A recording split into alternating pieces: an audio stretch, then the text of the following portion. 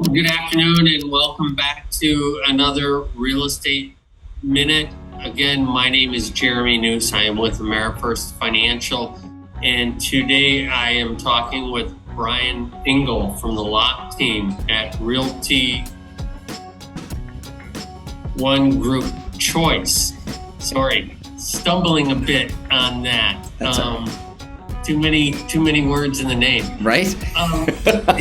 Yeah, exactly. Brian, people ask me all the time, and I'm not a real estate agent, so I'd love for them to hear from you. But how do you go about building a short-term rental property portfolio? Sure. Thanks for asking. That's something that my wife and I do. Started as a side hustle, and now it's basically a kind of a secondary business to our real estate business. It's really, it's not unlike buying a home. So, right, first you need to determine what's your budget. How much can you finance?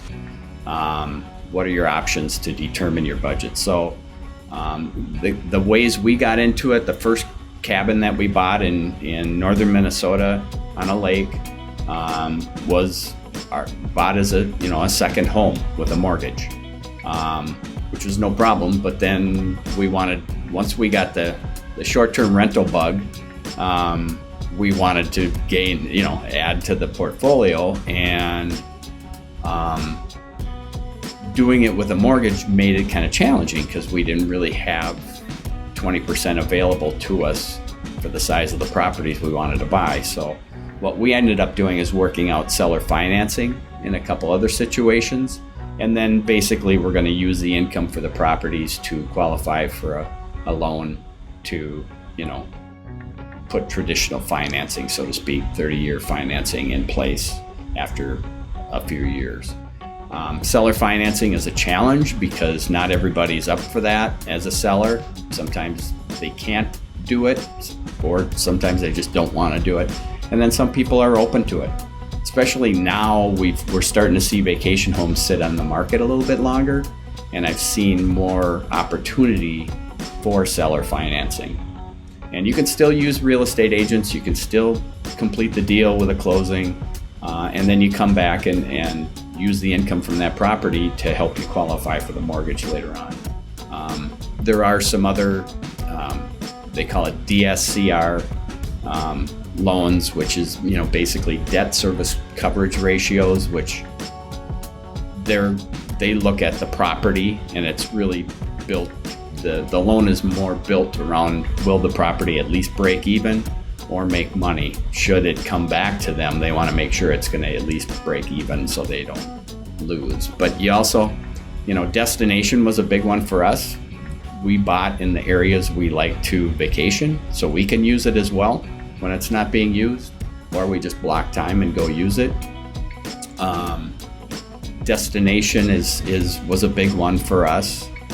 And then we used a tool called AirDNA, which basically breaks down the short-term rental market. And you can go in there and see demand. You can see the daily rates that area generates. You can see occupancy rates and typically a revenue potential monthly or annually. It's to us, it's I'm going to get on my pedestal here a little bit, my salt box, and say, it's a gift from God. It wasn't on our radar. We had a cabin, we ran out of money to invest in it, and I happened to have a conversation with a good friend of mine who's also an investor, and he said, well, put it on Airbnb, it'll pay for itself for the rest of the year through the winter, and then you can do your remodeling in the spring. And we did, and that's where we got the bug. So, I think the biggest thing is again, it goes back to those two words. It depends. It depends on what you're buying, where you're buying, who you're buying it for.